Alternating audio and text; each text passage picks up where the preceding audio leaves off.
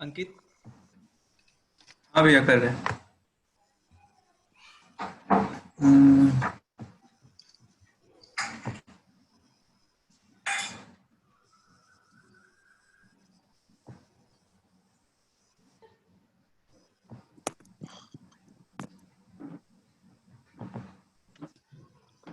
Issue आ रहा है क्या तुम्हें?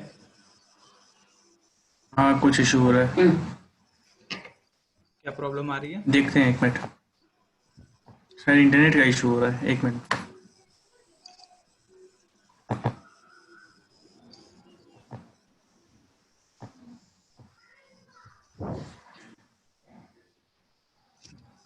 अब ये पीपीटी विजिबल है क्या? वेट अ मिनट, अभी तक तो नहीं। आ रहा है। या डियर ऑल, यस्टरडे हम लोगों ने place of supply in case of goods पढ़ा था, डिस्कस किया था अपने लोगों ने। आज हम लोग place of supply in case of service क्या होगा, क्या क्या किस सर्विसेज में कहाँ प्लेस ऑफ सप्लाई कैसे डिटरमाइन होगा, आज हम लोग वो डिस्कस करेंगे। Ankit, please start the session, today session. जी भैया। Good afternoon everyone. तो आज का जो हमारा टॉपिक है वो place of supply of service है। जो place of supply of service है ये हमारा सेक्शन 12 और सेक्शन 13 के अंदर आता है ऑफ आईजीएसटी एक्ट। तो सेक्शन 12 से स्टार्ट करते हैं हम। पहले सेक्शन 12 बोलता है place of supply of service where the location of supplier of service and the location of the recipient of service within ये इंडिया। हम विकास अंकित को हाँ, तुम जानता नहीं है, कौन है ये? ये सरस सर के टीम से है। अच्छा ठीक है, he wanted to give us sessions. ठीक। हाँ, तो सेक्शन 12 है जो place of supply of service where the location of supply of service and the location of recipient service in India. इस केस में हम लोग देखेंगे place of supply of service determine करना जहां मेरा सप्लायर और रेसिपिएंट दोनों इंडिया का होगा। तो आगे देखते हैं। Section 12 place of supply of service में पहला प्रोविजन है जो एक डिफॉल्ट रूल है, जिसमें सेक्शन 12 के अंदर जितने भी प्रोविजन सबके अंदर ये रूल अप्लाई होगा एक्सेप्ट सम, जिसमें एक्ट जो है वो साफ साफ कहता है कि सेक्शन 12 सबसेक्शन 3 और सेक्शन 12 सबसेक्शन 14 के अंदर ये रूल अप्लाई नहीं होगा। ये रूल बोलता है कि place of supply of service के केस में, हाँ हेलो, हाँ बोलो बोलो। Place of hello, supply of service के केस में अगर सप्लाई, हाँ हेलो, हाँ बोलो, जी आवाज भैया आ रही है बोलिए। तुम्हारी, तुम बोलो। हाँ हाँ, कंटिन्यू करो। प्लेस आ ऑफ रहा है सप्लाई ऑफ सर्विस के केस में अगर सप्लाई किसी अनरजिस्टर्ड पर्सन को किया जाता है तो उस केस में अगर उस अनरजिस्टर्ड पर्सन का लोकेशन हमारे रिकॉर्ड्स में है तब प्लेस ऑफ सप्लाई उस पर्सन का लोकेशन, जो रेसिपिएंट है उसका लोकेशन होगा। और अगर उसका जो एड्रेस हमारे रिकॉर्ड्स में नहीं है तो उसका जो सप्लायर है, सप्लायर का लोकेशन प्लेस ऑफ सप्लाई हो जाएगा। और अगर हम रजिस्टर्ड पर्सन को सप्लाई करते हैं तो उस केस में लोकेशन जो होगा वो लोकेशन ऑफ रेसिपिएंट हो जाएगा। जैसे ये जो हमारा एग्जांपल है इसके अंदर कि एक सीए है, सीए एक्स जो दिल्ली का है, वो मिस्टर बी जो रजिस्टर्ड पर्सन है नोएडा का, उसको कंसल्टेंसी की सर्विस प्रोवाइड करता है। तो वहां पर जो मिस्टर बी रजिस्टर्ड पर्सन है तो उसका जो लोकेशन है नोएडा, जो B2B सप्लाई हो रहा है ये, तो इस केस में जो हमारा प्लेस ऑफ सप्लाई है वो नोएडा हो जाएगा।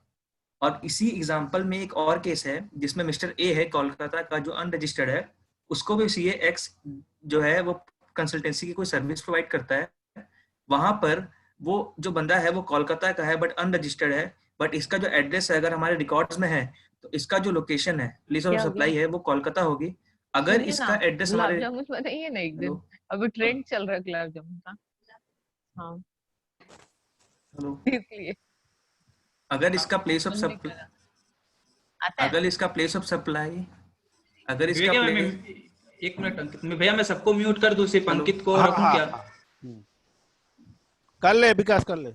हाँ अंकित, एक मिनट में तुमको अनम्यूट कर रहा हूँ। हाँ भैया, नहीं तो गुलाब जामुन खाना पड़ेगा। किसके यहाँ गुलाब जामुन बन रहा है, बना बताओ तो सही, सुन तो लें। ठीक है अंकित, कंटिन्यू करो। हाँ अगर, हाँ भैया, हाँ अगर इसका या अनरजिस्टर्ड पर्सन का एड्रेस हमारे रिकॉर्ड्स में होता है जैसे इस एग्जांपल के अंदर रिकॉर्ड्स में है तो यहाँ पे इसका प्लेस ऑफ सप्लाई कोलकाता हो गया। अगर इसका रिकॉर्ड्स में नहीं होता तो place of supply location of supplier होता, जो कि CAX का जो लोकेशन है दिल्ली, उस केस में दिल्ली हो जाता। नेक्स्ट प्रोविजन में आते हैं। हाँ, सेक्शन 12 के अंदर जो मैंने जो इस PPT बनाया है, इसके अंदर सेक्शन और सबसेक्शन सीरियली अरेंज नहीं किए मैंने। उसको सीरियली अरेंज इसलिए नहीं किया क्योंकि सेक्शन 12 के अंदर कुछ कुछ जो सबसेक्शंस है उसके अंदर B2C और B2B का कॉन्सेप्ट है, इसलिए मैंने B2C और B2B वाले जितने कॉन्सेप्ट है उसको एक जगह किया है, और जो जिसमें B2B B2C का कॉन्सेप्ट नहीं है उसको मैं अलग तरह से डिस्कस करूंगा। इसीलिए यहाँ पे जो PPT आप देख रहे हैं इसके अंदर सेक्शन 12 के बाद सीधा सेक्शन 5 स्टार्ट हो रहा है, सबसेक्शन 5 स्टार्ट हो रहा है। तो सबसेक्शन 5 डिस्कस करते हैं। इस केस में ट्रेनिंग और परफॉर्मेंस और अप्रेजल का जो सर्विस है, अगर वो सप्लाई किया जाता है किसी अनरजिस्टर्ड पर्सन को या रजिस्टर्ड पर्सन को, तो अनरजिस्टर्ड पर्सन के केस में where service is actually perform, जो सर्विस है वहाँ एक्चुअली जहाँ जिस लोकेशन पे परफॉर्म किया जा रहा है वो सर्विस, वहाँ का जो लोकेशन है वो उसका प्लेस ऑफ सप्लाई हो जाएगा। और अगर रजिस्टर्ड पर्सन को किया जा रहा है तो जो रजिस्टर्ड पर्सन जो रेसिपिएंट है मेरा, उसका जो लोकेशन है वो मेरा प्लेस ऑफ सप्लाई हो जाएगा। जैसे अभी नीचे में एक एग्जांपल है, उसके अंदर DON कंपनी जो कोलकाता की कंपनी है वो क्या कर रही है, GST का ट्रेनिंग सर्विस प्रोवाइड कर रही है सन लिमिटेड के अकाउंटेंट्स को। जो सन लिमिटेड जो है वो गुवाहाटी की कंपनी है। जो ये जो ट्रेनिंग की सर्विस दी जा रही है ये सन लिमिटेड की कोलकाता ऑफिस में दी जा रही है। तो इस केस के अंदर हम ये देख रहे हैं कि सन लिमिटेड तो रजिस्टर्ड पर्सन है, तो उस केस में इसका जो प्लेस ऑफ सप्लाई होगा ये कोलकाता हो जाएगा, क्योंकि ये कोलकाता ऑफिस में ये रजिस्टर्ड है।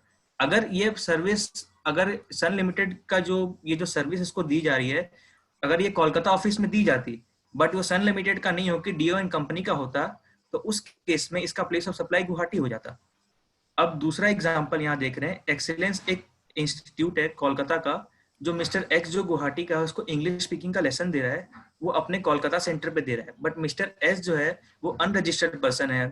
तो उस केस में सप्लाई जहाँ एक्चुअली परफॉर्म की जा रही है वो उसका प्लेस ऑफ सप्लाई हो जाएगा, जो कि कोलकाता होगा। यहाँ तक किसी को डाउट है तो वो बोल सकते हैं।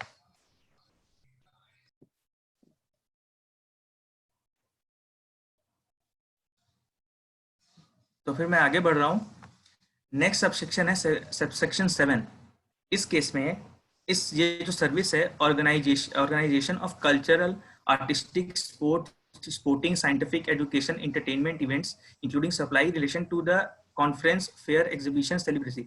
इस टाइप की कोई भी सप्लाई अगर ऑर्गेनाइज की जाती है तो उस केस में अगर वो सर्विस किसी अनरजिस्टर्ड पर्सन को दी जा रही है तो वहां पे 2 क्लाउज आते हैं यहाँ पे, where the event is actually held, और if the event is held outside India, the place of supply shall be location of the recipient।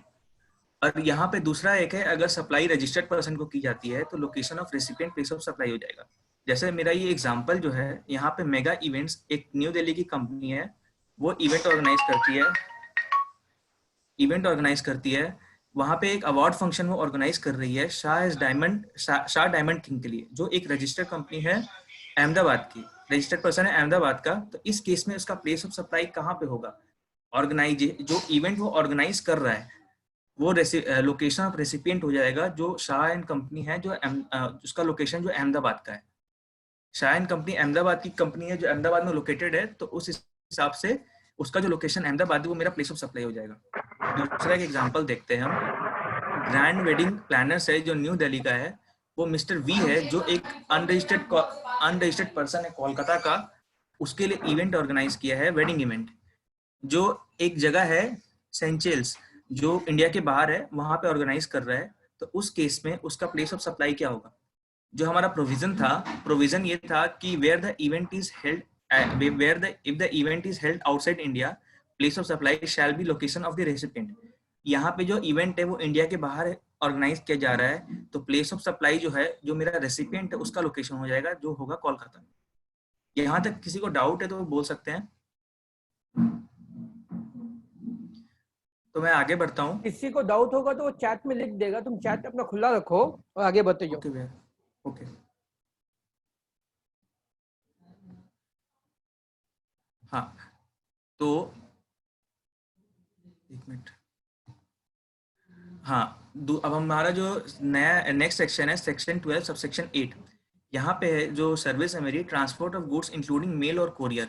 Mail और कोरियर के थ्रू अगर कोई गुड्स की सर्विस दी जाती है तो उस केस में अगर वो अनरजिस्टर्ड पर्सन को दी जाती है तो place where goods handed over for their transportation उसका प्लेस ऑफ सप्लाई होगा, और अगर वो रजिस्टर्ड पर्सन को दी जाती है वो लोकेशन ऑफ रेसिपिएंट हो जाएगा।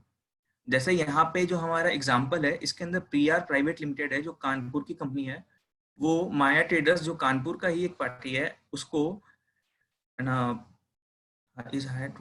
ट्रांसपोर्ट कंसाइनमेंट, हाँ, दिल्ली का एक बायर है उसको ट्रांसपोर्ट करने के लिए ट्रांसपोर्टेशन की सर्विस दे रही है।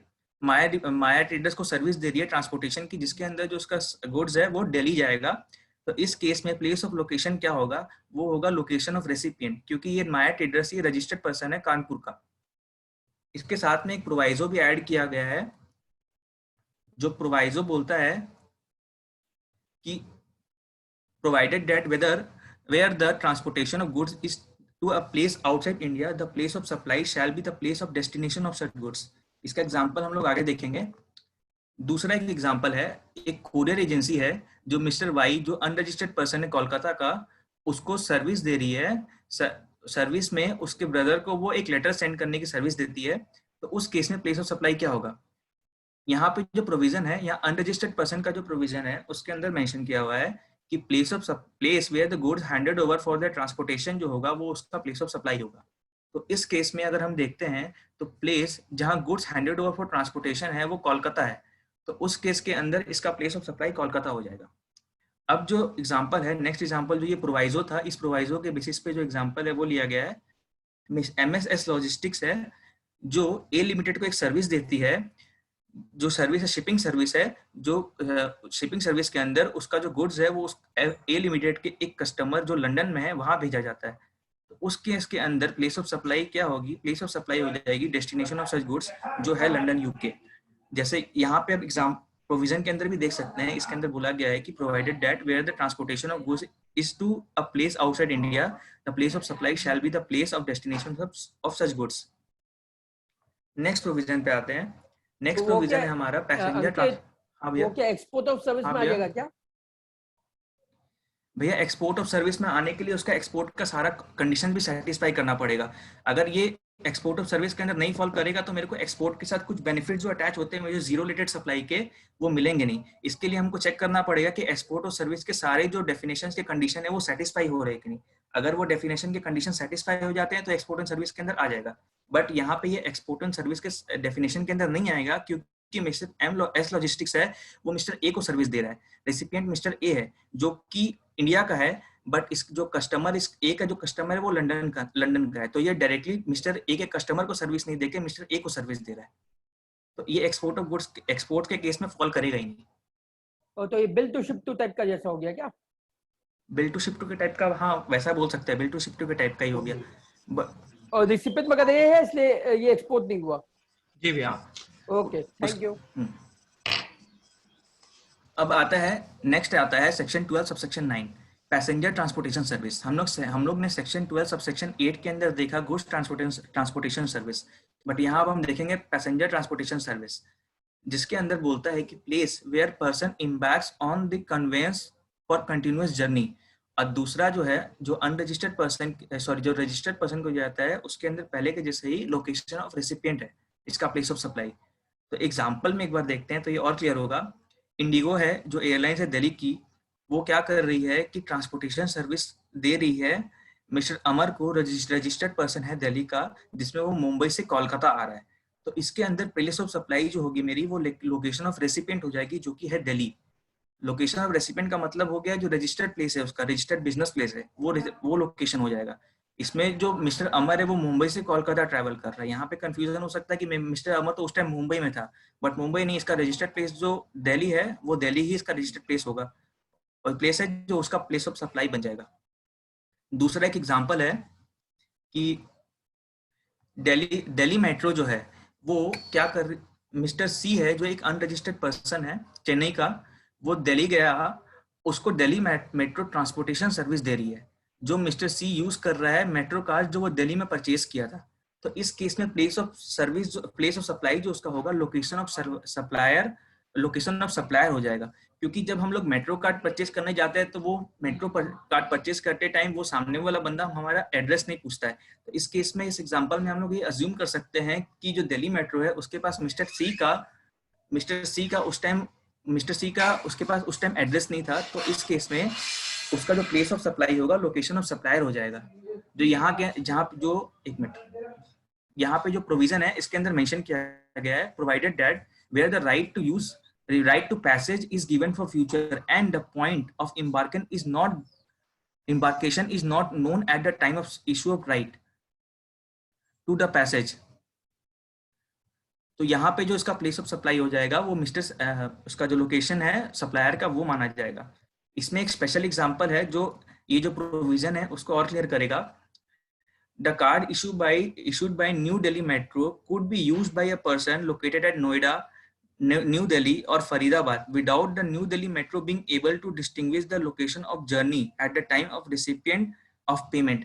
ये जो प्रोवाइजो है इसके अंदर एक बात लिखी हुई है कि provided that where the right to passage is given for future use and the point of embarkation is not known at the time of issue of right, उस केस के अंदर प्लेस ऑफ सप्लाई जो होगा वो हम लोग section 12 subsection 9 के हिसाब से नहीं डिटरमाइन करके सेक्शन 12 सबसेक्शन 2 के हिसाब से डिटरमाइन करेंगे।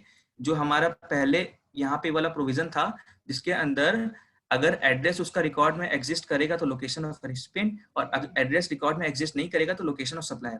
तो ये जो हमारा एग्जाम्पल है इसके अंदर भी जो पहले वाला एग्जांपल था इसके अंदर भी ये वही वाला एग्जांपल था जिसके अंदर एड्रेस अगर एग्जिस्ट नहीं कर रहा है तो सेक्शन 12 सबसेक्शन 2 के हिसाब से इसका जो प्लेस ऑफ सप्लाई हो जाएगा लोकेशन ऑफ सप्लायर हो जाएगा।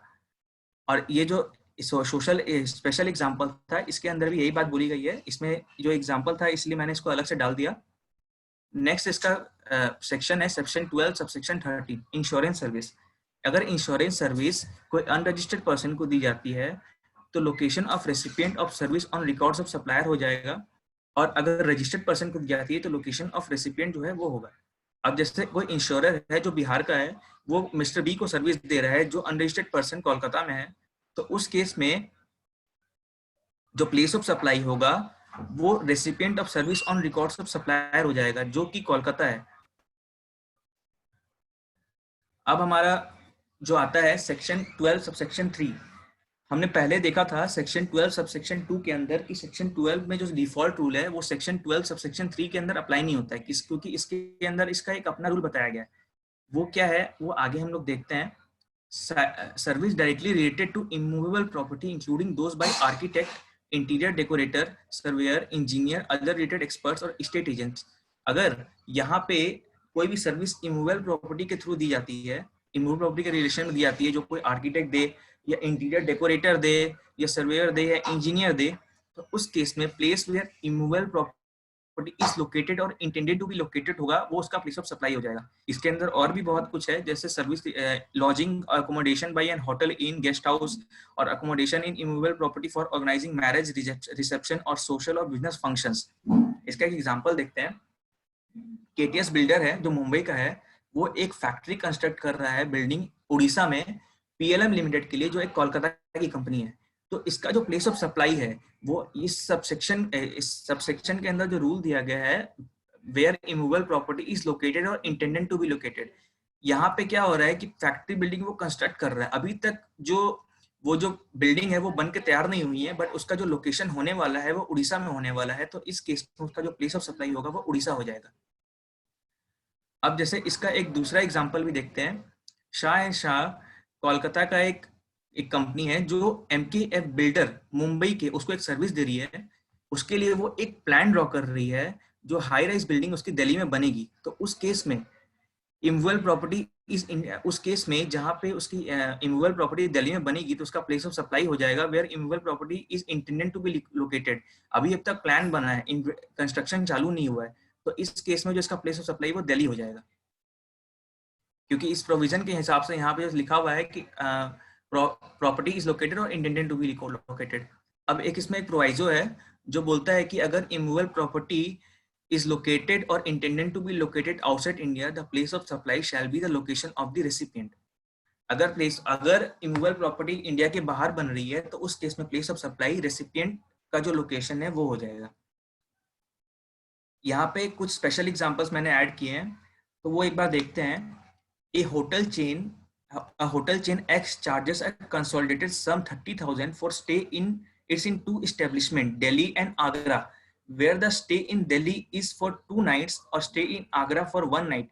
The place of supply in this case is both in Union Territory Delhi and State Uttar Pradesh, and the service shall be deemed to have been provided in the Union Territory of Delhi and in the state of Uttar Pradesh in the ratio of 2:1 respectively. इसमें जो service जो provide की गई इसको हम लोग proportionately लेंगे, मतलब जो कंसोलिडेटेड सम है उसको 30,000 का जो कंसोलिडेटेड सम है उसको हम लोग 2:1 के प्रोपोर्शन में डिवाइड कर देंगे, क्योंकि इसमें दिल्ली में इसने 2 नाइट का स्टे किया है और आगरा ने 1 नाइट का स्टे किया है, तो सर्विस का जो इसका जो पेमेंट करेगा वो भी हम लोग उसी के हिसाब अकॉर्डिंगली डिवाइड करते हुए चलेंगे। The value of service shall be provided thus be apportion in as 20,000 in Union Territory of Delhi and 10,000 in the state of Uttar Pradesh. दूसरा एक एग्जांपल है other service provided in relation to immovable property. इसके अंदर है, देखते हैं हम कि there is a place of land of area 20,000 square feet which is partly in state S1 से 12,000 square feet, in partly in state S2 से 8,000 square feet. Site preparation work has been instructed to T. The ratio of land in two state works out to 12:8 or 3:2. The place of supply in both S1 and S2, place of supply is in both state S1 and S2. The service shall be deemed to have been provided in ratio of 3:2 in state S1 and S2 respectively. यहाँ पे हम लोग जो देख रहे हैं इसमें एक इमूवेबल प्रॉपर्टी के रिलेशन में जो सर्विस प्रोवाइड की गई थी, तो इसके अंदर हम लोग देखे थे कि यहाँ पे प्रोविजन में मेंशन किया हुआ था place where the immovable property is located और इंटेंडेड टू बी लोकेटेड। तो उस हिसाब से इस केस के अंदर जो मेरा दोनों स्टेट में मेरा अलग अलग इमूवेबल प्रॉपर्टी है, तो उस केस में 2 जगह मेरा प्लेस ऑफ सप्लाई ऑकर होगा, जो एक स्टेट 1 में होगा और एक स्टेट 2 में होगा। दूसरा जो एक एग्जाम्पल है वो हम लोग देखते हैं।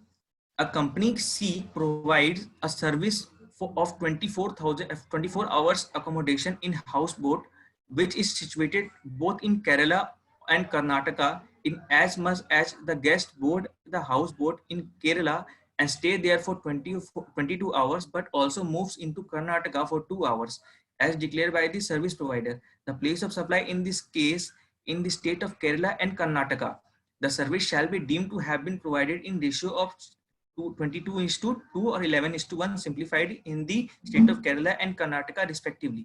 जो अगर मेरा प्लेस ऑफ सप्लाई 2 जगह ऑकर होगा इमूवेबल प्रॉपर्टी के केस में, अगर प्लेस ऑफ सप्लाई मेरा इमूवेबल प्रॉपर्टी के केस में 2 जगह ऑकर होता है, तो उस केस में भी हम जो इमूवेबल प्रॉपर्टी का जो लोकेशन है वही मेरा प्लेस ऑफ सप्लाई होगा। और प्लेस ऑफ सप्लाई दो जगह ऑकर होगा तो दोनों जगह की जो प्लेस ऑफ सप्लाई है वो लेंगे। और अगर कंसोलिडेटेड सम मेरे को जो अमाउंट का जो पेमेंट कर रहा है वो कंसोलिडेटेड पेमेंट हो रहा है तो उसको हम लोग प्रोपोर्शनलिटी डिवाइड करते हैं, और अगर कंसोलिडेटेड पेमेंट नहीं होता है तो उस अलग अलग बिल बनता है, तब तो फिर कोई दिक्कत ही नहीं आती है।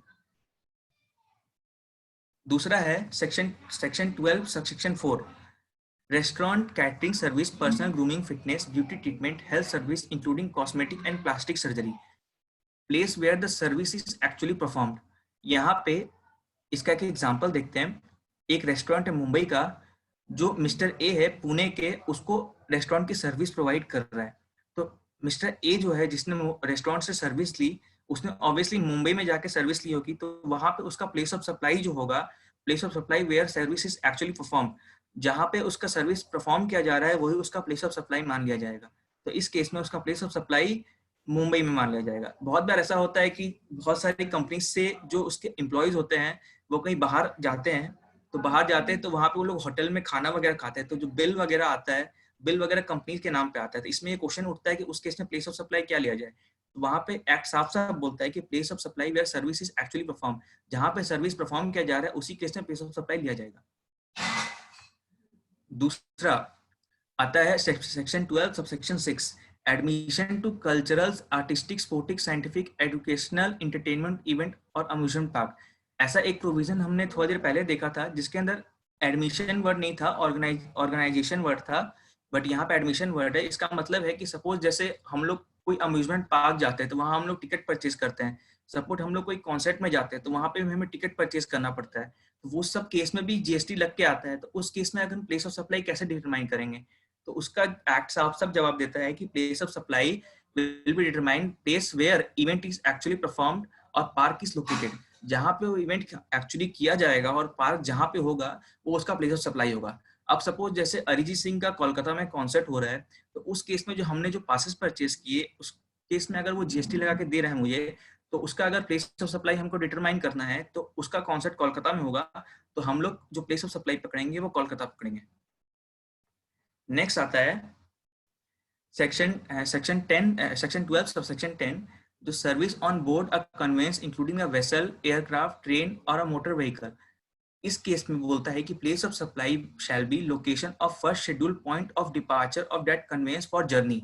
अगर कोई सर्विस हम लोग वेसल, एयरक्राफ्ट, ट्रेन और मोटर व्हीकल के थ्रू देते हैं तो उसका first schedule point of departure जो होगा वो मेरा प्लेस ऑफ सप्लाई हो जाएगा। सपोज मैं दिल्ली, अगर मैं सपोज गुजरात से वेसल के थ्रू कुछ ट्रांसपोर्ट कर रहा हूँ, तो मेरा जो फर्स्ट शेड्यूल पॉइंट जो होगा डिपार्चर का वो मेरा प्लेस ऑफ सप्लाई बन जाएगा, जो कि गुजरात होगा। अब यहाँ पे आते हैं सेक्शन 12 सबसेक्शन 11, ये थोड़ा बड़ा सेक्शन है। इसके अंदर मेनली टेलीकम्युनिकेशन सर्विस की बात की गई है। जैसे यहाँ पे देखते हैं telecommunication service including the data transfer, broadcasting, cable और D2H। फिक्स्ड कम्युनिकेशन, अगर D2H की सर्विस जो है अगर फिक्स्ड कम्युनिकेशन टेलीकम्युनिकेशन लाइन और लीज सर्किट के थ्रू होगी तो लोकेशन ऑफ इंस्टॉलेशन जो उसका होगा वो होगा। अब जैसे हम लोग टेलीकम्युनिकेशन की सर्विस लेते हैं, सपोज जैसे टेलीफोन की सर्विस बहुत जगह हमें मिलती है, तो उस केस में जो टेलीफोन की सर्विस हमको मिलती है तो उसका कम्युनिकेशन लाइन वहाँ पे हम लोग को स्टेब्लिश करना पड़ता है। तो वहाँ पे जो कम्युनिकेशन लाइन हम लोग स्टेब्लिश करते हैं वो जो लोकेशन ऑफ इंस्टॉलेशन होता है वो हमारा प्लेस ऑफ सप्लाई हो जाएगा। अब जैसे हम दूसरा है यहाँ पे टेलीकम्युनिकेशन और internet service provided on postpaid basis. ये रिलायंस ने सबसे पहले पोस्टपेड का सिस्टम निकाला था। रिलायंस और बीएसएनएल का अभी भी चलता है, जिसके अंदर हम लोग पेमेंट पोस्टपेड सर्विस के थ्रू कर सकते हैं। जो जैसे हम लोग सपोज इंटरनेट यूज कर रहे हैं या किसी को कॉल करेंगे, उसकी जो सर्विस हमको मिलती है, तो उस केस के अंदर जो हमारा प्लेस ऑफ सप्लाई है हम लोग डिटरमाइन कैसे करेंगे। अगर बिलिंग एड्रेस रेसिपिएंट का हमारे पास है तो लोकेशन ऑफ रेसिपिएंट होगा, और अगर बिलिंग एड्रेस नहीं है तो उस केस में लोकेशन ऑफ सप्लायर हो जाएगा।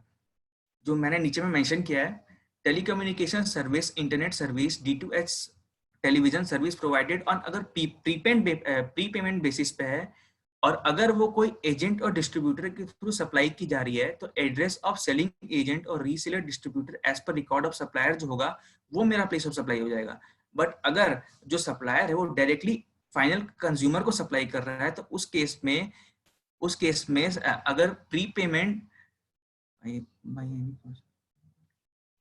हाँ, वहां पे जो पेमेंट जो उस लोकेशन पे जहाँ पे मुझे पेमेंट मिल रहा है या फिर उस जो सर्विस का जो वाउचर बेचा जा रहा है वो मेरा प्लेस ऑफ सप्लाई बन जाएगा। अगर इसमें से कोई भी कंडीशन सेटिस्फाई नहीं करता है, कोई भी केस अगर नहीं होता, सपोज एड्रेस मेरे पास एग्जिस्ट नहीं कर रहा है, तो वहां पे जो मेरा प्लेस ऑफ सप्लाई बन जाएगा वो लोकेशन ऑफ सप्लायर हो जाएगा सिंपली।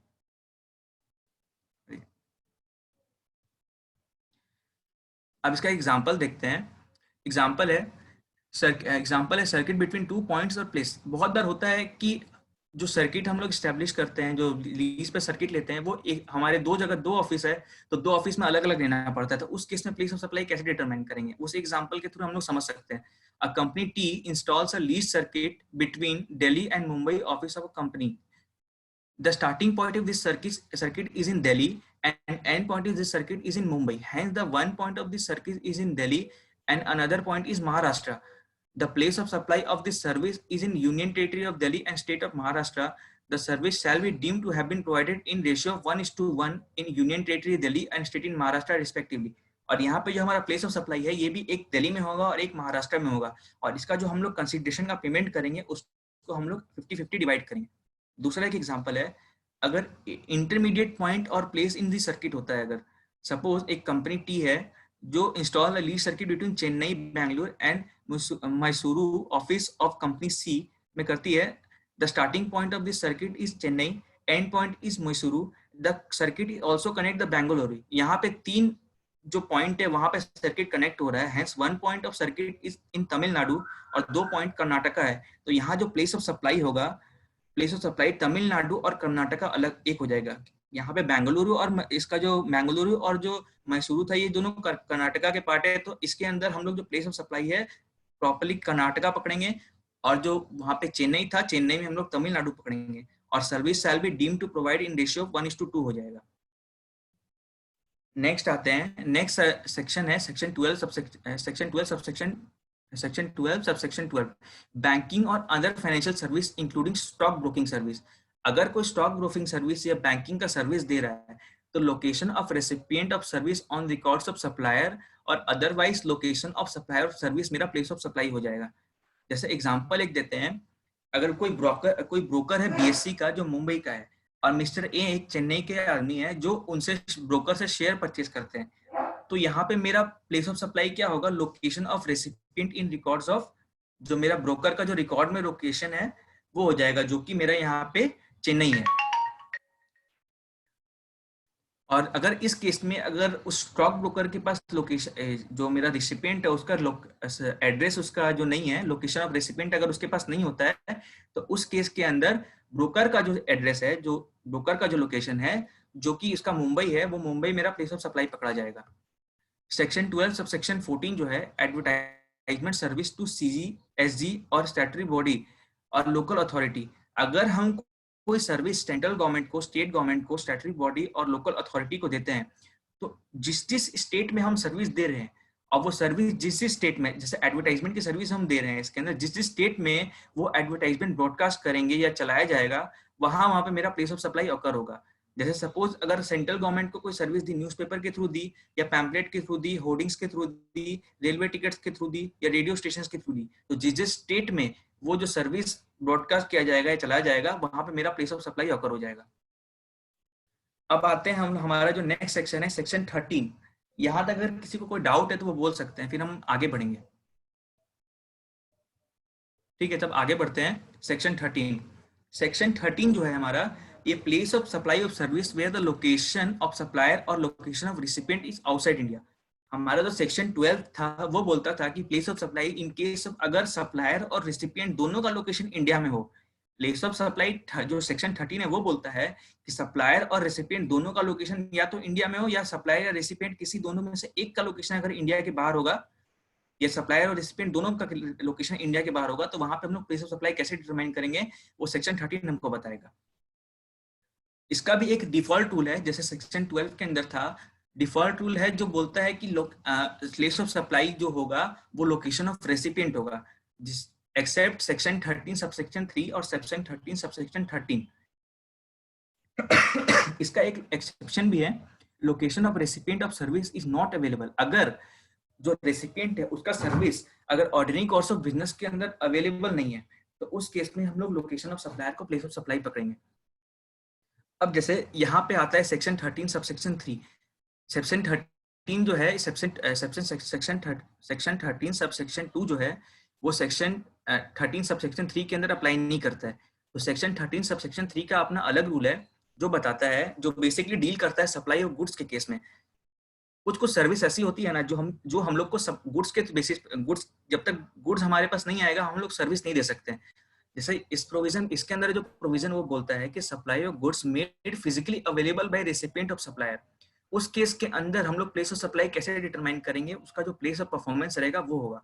इसका एक एग्जांपल देते हैं ताकि ये और क्लियर हो जाए। एक इंजीनियर है और एक इंजीनियर है जो एक सर्विस सप्लाई कर रहा है। मिस्टर ए जो दिल्ली के एक रजिस्टर्ड पर्सन है, मिस्टर ए की एक फैक्ट्री है जिसमें उन्होंने एक मशीन इंपोर्ट की, उसको बट इंस्टॉल करना है। तो उसके लिए वो क्या करते हैं, एक इंजीनियर है उसको बुलाते हैं, वो इंजीनियर उसकी फैक्ट्री में आके वो मशीन को इंस्टॉल करता है। तो उस केस में प्लेस ऑफ सप्लाई होगी उसका लोकेशन ऑफ परफॉर्मेंस जो कि है दिल्ली में। जो जैसे हमने इस प्रोविजन के अंदर यहाँ देखा था कि प्लेस ऑफ परफॉर्मेंस होगा उसकी प्लेस ऑफ सप्लाई होगी, उसी के हिसाब से जो हमारा जो एग्जांपल है इसके अंदर हम देख रहे हैं कि place of supply, location of performance है हमारा जो दिल्ली है। इसके दो एक्सेप्शंस भी है। सर्विस बाय इलेक्ट्रॉनिक मींस, उसके इसमें location where goods is situated at the time of supply of service होगा, वो मेरा प्लेस ऑफ सप्लाई हो जाएगा। अब सपोज जैसे हम लोग बहुत सारी ऑर्गेनाइजेशंस में देखते हैं उन लोगों के पास अपने अलग अलग अकाउंटिंग सॉफ्टवेयर होते हैं। कोई ऑर्गेनाइजेशन सैप यूज करता है, कोई ऑर्गेनाइजेशन टैली यूज करता है, कोई फिनाकल यूज करता है, कोई ओरेकल यूज करता है। तो ये जो सॉफ्टवेयर सर्विसेज है ये जो सॉफ्टवेयर है उन लोगों ने बाहर से किसी ना किसी सॉफ्टवेयर कंपनी से परचेज किए। तो अब सपोज अगर इस सॉफ्टवेयर में कोई इशू आता है तो इशू को ठीक करने के लिए वो लोग उस कंपनी को कांटेक्ट करते हैं और वो कंपनी क्या करती है, वहां अपने ऑफिस से बैठे बैठे ही वो सॉफ्टवेयर में जो इशू आता है उसको वो ठीक कर देती है। तो इस टाइप की जो सर्विस होती है, इन सर्विस को हम लोग बोलते हैं सर्विस बाय इलेक्ट्रॉनिक मींस। इस केस में हम लोग इसका प्लेस ऑफ सप्लाई डिटरमाइन कैसे करते हैं, location where goods is situated at the time of supply of service. उस केस में जो गुड्स हमारा था वो सप्लाई के सर्विस के टाइम पे जहां पे होगा वो मेरा प्लेस ऑफ सप्लाई हो जाएगा। जैसे एग्जांपल के अंदर देखते हैं, एक सॉफ्टवेयर कंपनी है बेंगलुरु की और एक सॉफ्टवेयर कंपनी है यूएस की। सॉफ्टवेयर कंपनी यूएस की जो सॉफ्टवेयर कंपनी है वो बेंगलुरु की सॉफ्टवेयर कंपनी के द्वारा दिया गया कोई सॉफ्टवेयर यूज कर रही होगी जिसके अंदर कोई सर्विस का इशू आ गया, तो बेंगलुरु वाली सॉफ्टवेयर कंपनी यूएस वाली सॉफ्टवेयर कंपनी का सॉफ्टवेयर को सर्विस करती है बाय इलेक्ट्रॉनिक मींस। तो इस केस में प्लेस ऑफ सप्लाई जो होगा where goods are situated at the time of supply, जो कि यूएस है। यूएस वाली जो कंपनी है उसका सॉफ्टवेयर का सर्विस हो रहा है, तो उस केस में जो उसका सॉफ्टवेयर था उस टाइम वो यूएस के अंदर ही था, तो यूएस में था, तो उस टाइम पे उसका प्लेस ऑफ सप्लाई जो हो जाएगा वो यूएस ही हो जाएगा। अब इसका एक और एग्जांपल देखते हैं। यहाँ पे एक और एक्सेप्शन है मेरे पास, exception number 2, where goods which are temporarily imported into India for repairs और exported after repairs without use. अगर कोई गुड्स इंडिया में इंपोर्ट किया जाता है फॉर रिपेयरिंग पर्पस और रिपेयर करने के बाद उसको तुरंत रिटर्न कर दिया जाता है विदाउट यूज, तो उस केस में हम लोग जो प्लेस ऑफ सप्लाई उसका डिटरमाइन करेंगे वो लोग हम लोग सेक्शन 13 सबसेक्शन 2 के हिसाब से डिटरमाइन करेंगे। जो मेरा सेक्शन 13 सबसेक्शन 2 बोलता है कि जो डिफॉल्ट टूल है लोकेशन ऑफ रेसिपिएंट, और अगर उसका लोकेशन अवेलेबल नहीं होता है तो सप्लायर लोकेशन ऑफ सप्लायर। तो जैसे ये एग्जांपल है मेरा, उसके अंदर देखते हैं हम लोग। क्यूआर लिमिटेड एक कंपनी है और एक डायमंड मर्चेंट है बेल्जियम का। क्यूआर लिमिटेड क्या करती है कि डायमंड मर्चेंट से रॉ डायमंड इंपोर्ट करती है, जिसको वो पॉलिश और फिनिशिंग और कटिंग का सर्विस देकर वापस से बेल्जियम भेज देती है। तो इस केस में हम लोग उसका place of supply section 13 subsection 2 के थ्रू डिटरमाइन करते हैं, जो कि होगा मेरा location of recipient. Location of recipient मेरा बेल्जियम है, तो उस केस के अंदर मेरा जो प्लेस ऑफ सप्लाई हो जाएगा वो बेल्जियम ही हो जाएगा। नेक्स्ट आते हैं हम लोग सेक्शन 13 सबसेक्शन 4। इसके अंदर आता है, जैसे हम लोग सेक्शन 12 के अंदर भी हम लोग इमूवेबल प्रॉपर्टी का जो सर्विस था उसके बारे में देखा था। सेक्शन 13 भी इमूवेबल प्रॉपर्टी की कुछ सर्विस के बारे में बताता है, बट यहाँ पे मेरे इंपोर्ट जो रेसिपिएंट और सप्लायर में दोनों में से या तो कोई एक इंडिया के बाहर होगा या दोनों बाहर होंगे। Supply supplied by directly in relation to immovable property including service supply in this regard by experts or state agents, supply of accommodation by hotel, inn, guest house, club or campsite, or grant of right to use immovable property or coordination of construction work including that of architects or interior decorator। इस case में भी हमारा जो place of supply हो जाएगा वो वही होगा कि इमूवेबल प्रॉपर्टी का जो लोकेशन जो है वो मेरा प्लेस ऑफ सप्लाई मान लिया जाएगा, जैसा हमने सेक्शन 12 के अंदर देखा था। नेक्स्ट आते हैं सेक्शन 13 सबसेक्शन 5 के अंदर। यहाँ पे हमारा बोलता है कि service supplied by way of admission to और organisation of a cultural, artistic, sports, scientific, educational और एंटरटेनमेंट इवेंट और service ancillary to such admission और ऑर्गेनाइजेशन। सेक्शन 12 के अंदर ऑर्गेनाइजेशन और एडमिशन के लिए अलग अलग सेक्शन थे, सबसेक्शंस थे, बट सेक्शन 13 में एक ही सबसेक्शन के अंदर बोलता है कि इन सब सर्विस का अगर प्लेस ऑफ सप्लाई हमको डिटरमाइन करना है तो place where the event is actually held जो होगा वो मेरा प्लेस ऑफ सप्लाई हो जाएगा। नेक्स्ट आता है सेक्शन 13 सबसेक्शन 6, जो मेरे को बोलता है कि सेक्शन 12 सबसेक्शन, सॉरी यहाँ पे मेरा एक मिस्टेक हो गया, यहाँ पे मेरे को सेक्शन 13 करना था, गलती से सेक्शन 12 हो गया।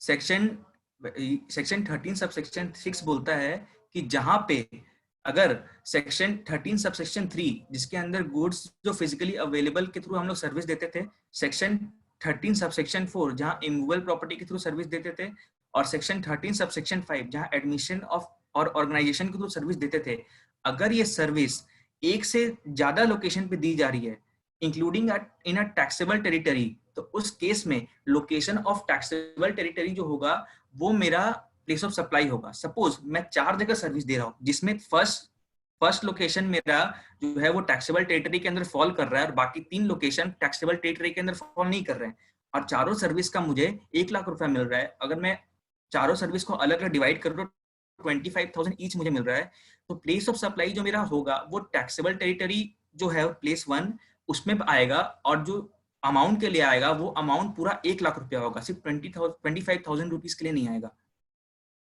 नेक्स्ट आता है मेरा सेक्शन 13 सबसेक्शन 7।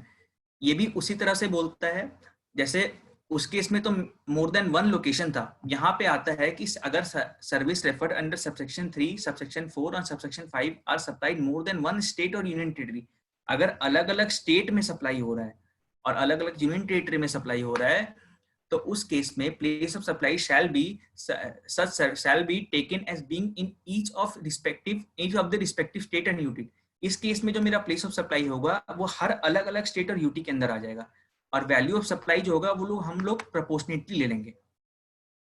जैसे कि एग्जांपल है यहाँ पे मेरा कि क्यूआर लिमिटेड है, इसमें क्या कर रहा है, ये एक आर्किटेक्ट की सर्विस प्रोवाइड कर रहा है मिस्टर जेड को, जो न्यूयॉर्क में है, जिसके पास 2 प्रॉपर्टी है, एक न्यूयॉर्क में है और एक पुणे में है।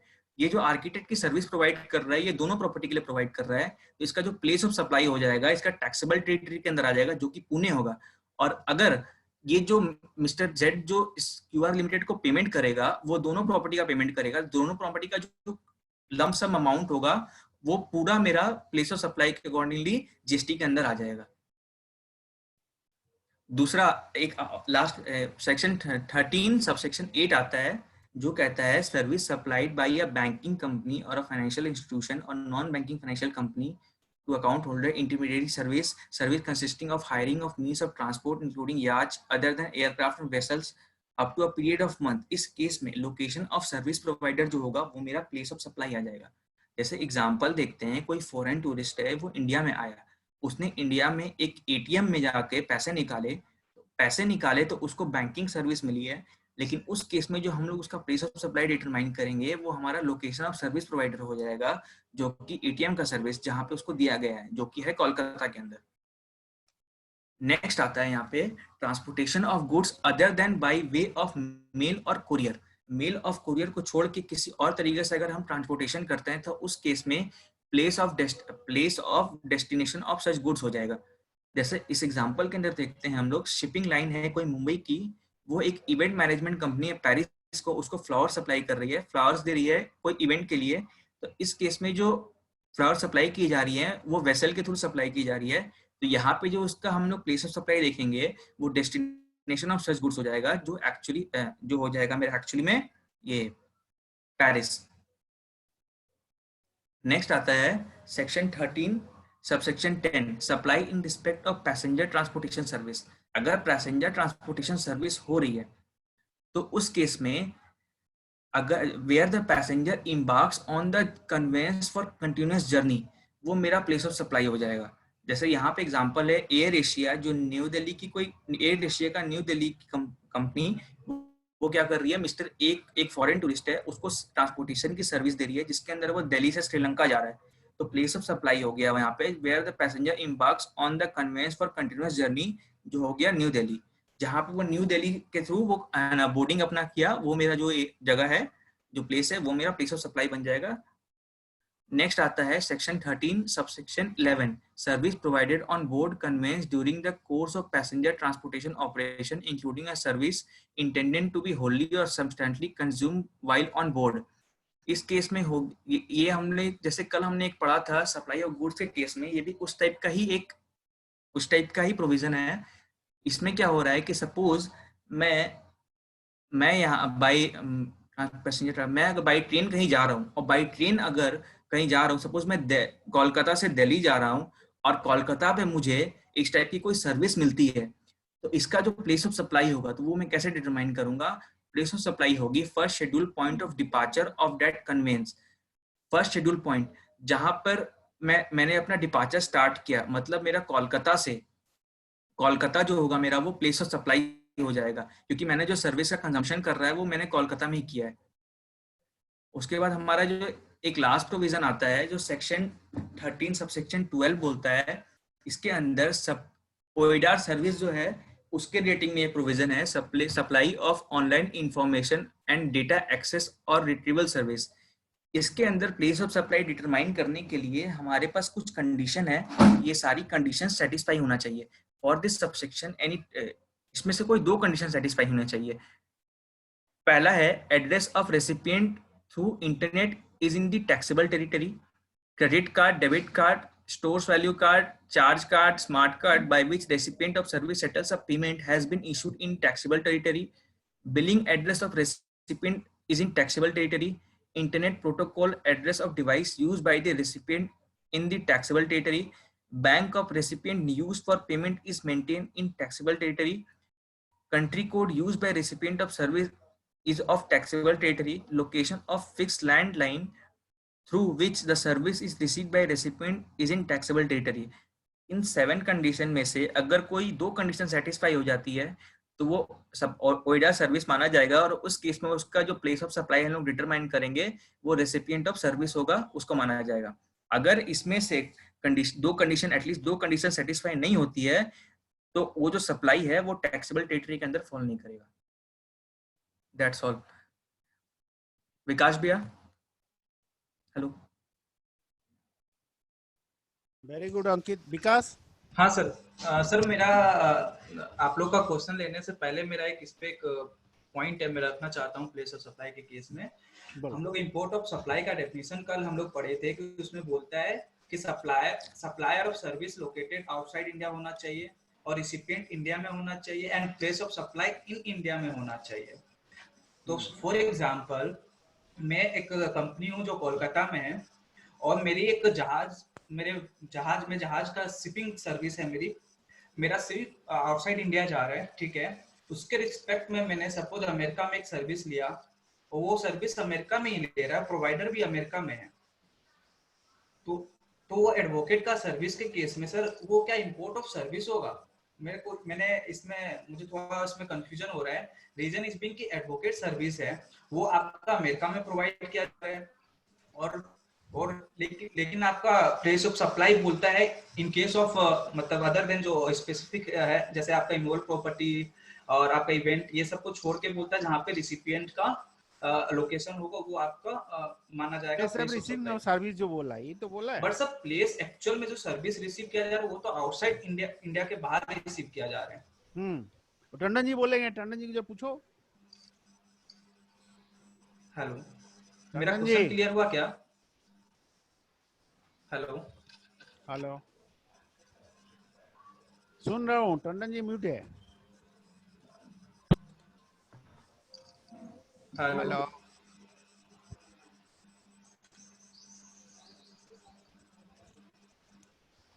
टंडन जी कहाँ चले गए? सो गए लगते हैं। संदीप सर भी नहीं है सर। क्या हो गया? हेलो सर, मेरा एक क्वेश्चन है आपसे, आप लोगों से, कि जैसे मेरा एक इंपोर्ट ऑफ सर्विस में 3 कंडीशन बोलता है कि सप्लायर बाहर का होना चाहिए, रिसिपिएंट इंडिया का होना चाहिए और प्लेस ऑफ सप्लाई भी इंडिया में होना चाहिए। तो मैं एक कंपनी कोलकाता में सिचुएटेड हूँ और मैंने एक एडवोकेट का सर्विस लिया अमेरिका में और वो प्रोवाइडर भी अमेरिका का है और सर्विस भी वो अमेरिका की में ही दे रहा है।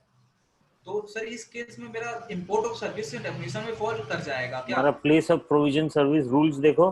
सर प्लेस ऑफ सप्लाई में तो एडवोकेट में स्पेसिफिक सर्विस में फॉल नहीं करता है, तो वहां बोलता है नहीं, सर्टेन सर्विसेज का लिस्ट दिया हुआ है ना, कैसे क्या होगा। हाँ, तो उसमें बोलता है कि एडवोकेट उस लिस्ट में फॉल नहीं करता, जो भी हम लोग डिस्कस किए, जैसे उसमें इमूवेबल प्रॉपर्टी फॉल करता है, इवेंट्स फॉल करता है, तो ये उसमें नहीं फॉल कर रहा है। तो इसमें बोलता है कि जहाँ पे रिसिपिएंट का लोकेशन होगा तो वो माना जाएगा आपका प्लेस ऑफ सप्लाई। तो सर रिसिपिएंट का लोकेशन फिर यदि वो दिया हुआ है तो उसमें फिर प्रॉब्लम क्या है? रिसिपिएंट जो तुम बोल ही रहे हो कलकत्ता का है, तो सर वो इंपोर्ट ऑफ सर्विस हो जाएगा, जबकि सर्विस तो बाहर दिया गया है, आपका सर्विस भी बाहर दिया गया आदमी।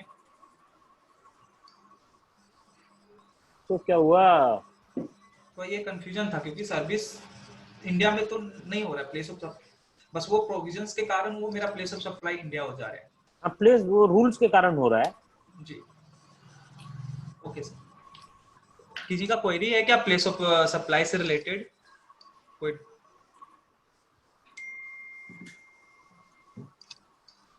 आई थिंक किसी का क्वेरी नहीं है. थैंक यू अंकित फॉर ये है गिविंग. ना, कौन? मयंक का है ना, मयंक का, मयंक हाँ. बोल रहा है तो। हाँ मैं. हाँ, मेरा जैसे ये क्वेरी है, काफी जगह पे ये लिखा हुआ है place of provider of service को हम लोग प्लेस ऑफ सप्लाई मानेंगे। तो सपोज जैसे कि बैंकिंग कंपनी में हम देख रहा था कि काफी जगह लिखा हुआ है place of provider of service. तो बैंकिंग कंपनी के लिए क्या हुआ, उसका एग्जैक्टली कहाँ से वो सर्विस प्रोवाइड कर रहा है? मतलब सपोज एक बैंक है जिसका हेड ऑफिस मुंबई में है और हम कैलकाटा में है और वो सर्विस प्रोवाइड कर रहा है कैलकाटा में। तो उस केस में मतलब location of provider of service क्या हुआ? मतलब वो कैलकाटा से सर्विस प्रोवाइड कर रहा है मेरे को कि वो मुंबई से सर्विस प्रोवाइड कर रहा है? Dealing branch.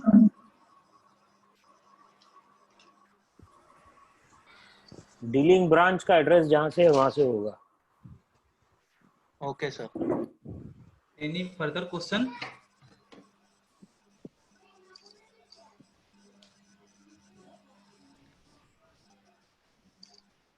तो किसी का क्वेश्चन है नहीं? आया कार्तिक भैया कार्तिक.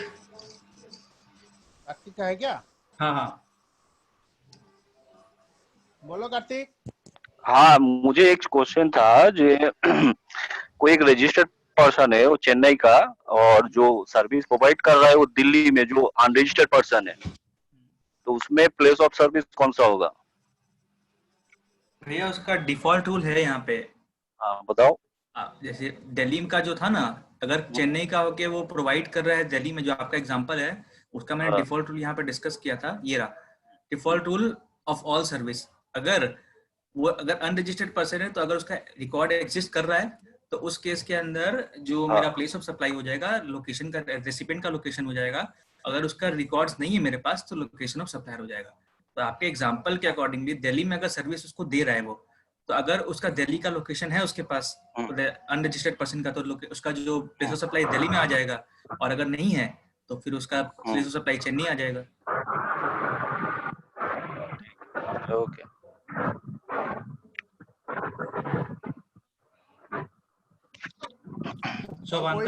शोभंकर का क्वेश्चन है.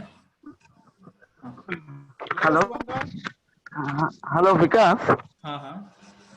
बोल रहे थे जैसे हम लोग देखे थे ना कि ट्रेनिंग या परफॉर्मेंस बेस्ड सर्विस के लिए location of the service where is perform is the place of supply. ठीक है. अगर सपोज कोई भी एक ऑर्गेनाइजेशन नहीं, कोई ऑर्गेनाइजेशन आउटसाइड एजेंसी को हायर किया एंड वीडियो कॉन्फ्रेंसिंग के थ्रू अपना डिफरेंट स्टेट्स में जो एम्प्लॉइज को ट्रेनिंग दिया, तो उस केस में उस ऑर्गेनाइजेशन मैंने वो एजेंसी को बिलिंग क्या हर एक के लिए अलग से करना चाहिए या एक ही में करना चाहिए, और करेगा तो कैसे करेगा? नहीं, यहाँ पे जो तुम बोल रहे हो कि यहाँ पे 3 पर्सन इन्वॉल्व हो जा रहे हैं. एक एजेंसी हो जा रहा है, और एक जो सर्विस प्रोवाइडर हो जा रहा है, और एक आपका रेसिपिएंट हो जा रहे हैं. और वो जो ट्रेनिंग एंड परफॉर्मेंस बेस में बोला ना कि जहाँ पे सर्विस परफॉर्म होगा, location where service is perform, इस केस में तो डिफरेंट स्टेट हो जा रहा है. एक कंपनी आउटसाइड एजेंसी को हायर ही किया सपोज ट्रेनिंग के लिए, तो उस केस में क्या होना चाहिए? नहीं, तो जो तुम यहाँ, मेरे हिसाब से सोहनकर यहाँ पे दो सर्विस इंक्लूड हो जा रहे हैं. एक तो तुम जिसको हायर कर रहे हो वो तुमको एक सर्विस दे रहा है, और एक तुम रेसिपिएंट को दे रहे हो वीडियो कॉन्फ्रेंसिंग का सर्विस. तो एक तुमको बिल रेज करना रेसिपिएंट के केस में, रेसिपिएंट को, और सामने वाला पार्टी तुमको सर्विस दे रहा है. तो मेरे हिसाब से सामने वाला जो पार्टी तुमको सर्विस दे रहा है, क्या बोल रहा है भैया तुम? हेलो. मान लो तुमको जीएसटी का ट्रेनिंग हायर करने के लिए एसके अग्रवाल एंड कंपनी को एक बॉम्बे बेस्ड कंपनी हायर किया.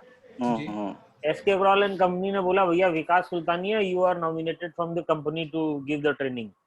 अब क्या होगा बताओ इसको? अरे प्लीज, हम क्वेश्चन दूसरा समझ लिया. तुम तो क्वेश्चन ही दूसरा समझ रहा था. अब उसको बताओ क्या होगा. तो सर इसमें हम जहाँ इवेंट हम लोग देंगे सर्विस वहां पे होगा. तो अगर हम वहां जाके दे रहे हैं सर्विस तो ऑनलाइन दे रहा है. ये तो ऑनलाइन तो का ऑनलाइन. है. तो इसके 1 मिनट से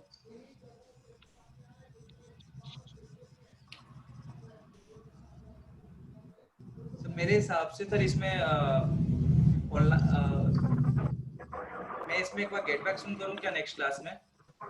करो, IGST बिलिंग होगा और क्या होगा। IGST होगा। विकास क्या हो गया तुमको?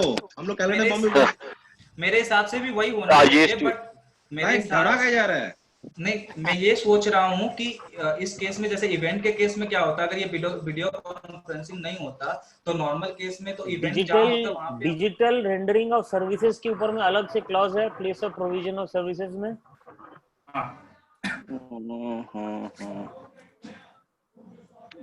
डिजिटल के केस में देखना पड़ेगा मेरे हिसाब से, जो अभी हम लोग डिस्कस किए उसमें नहीं कवर हुआ है। अरे तुम कवर किया और नहीं किया वो रूल में है क्या? ठीक है, देख के बता देना, देख के बता देना, देख लेंगे, बता देना भैया। ठीक है, ठीक है।